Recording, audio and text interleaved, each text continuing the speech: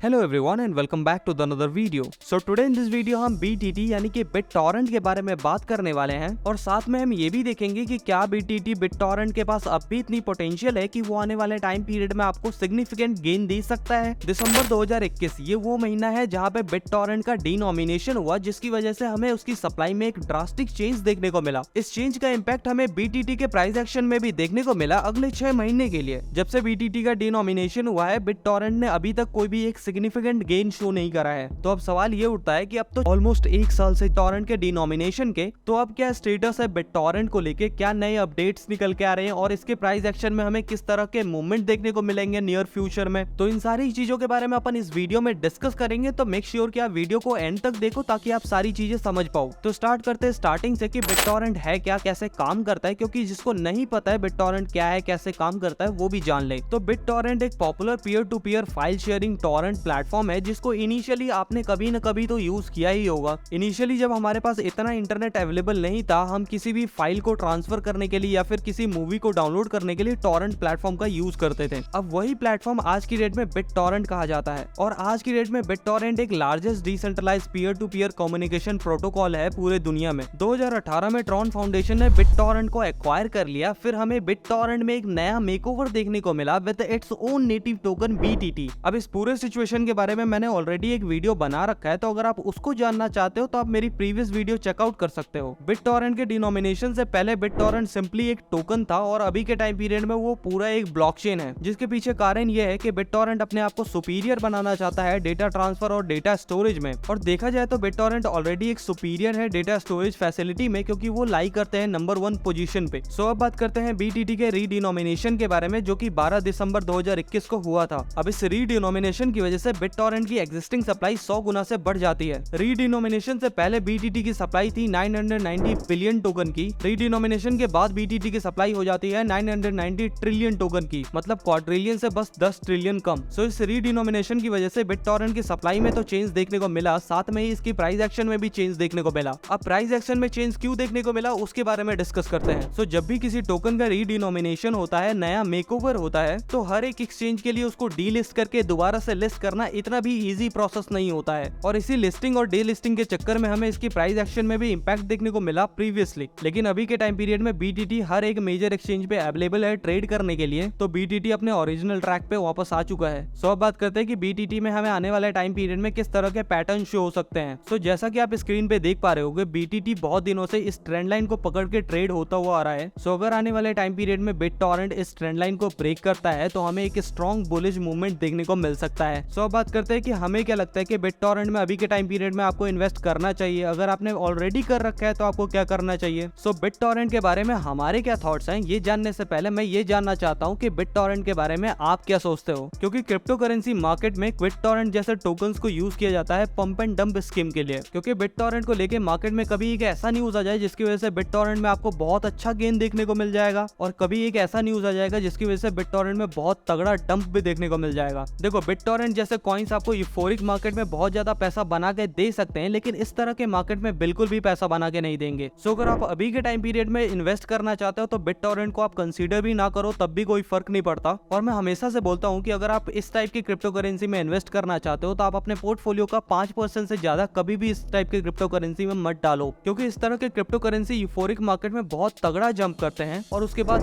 2-3 साल एक ही लेवल पर ट्रेड करते हैं। अभी के टाइम पीरियड में जिस तरह की मार्केट कंडीशन चल रही है, मैं आपको रिकमेंड करूंगा कि आप अपना 80% पोर्टफोलियो बिटकॉइन और इथेरियम में रखो। अब ये करने से आप अपने फंड को हेज कर पाओगे अगर मार्केट इससे भी नीचे चली जाती है। इस तरह के कॉइन यूफोरिक मार्केट में बहुत ज्यादा केपेबल है, बहुत ज्यादा प्रॉफिट लाके देने के लिए, लेकिन इस मार्केट में बिल्कुल भी नहीं। सो आज के लिए इतना ही। वीडियो अगर पसंद आया हो तो लाइक शेयर कमेंट करना, चैनल पर अगर नए हो तो सब्सक्राइब करे बिना मत जाना। मिलते हैं नेक्स्ट वीडियो में, तब तक के लिए स्टे हेल्दी स्टे सेफ।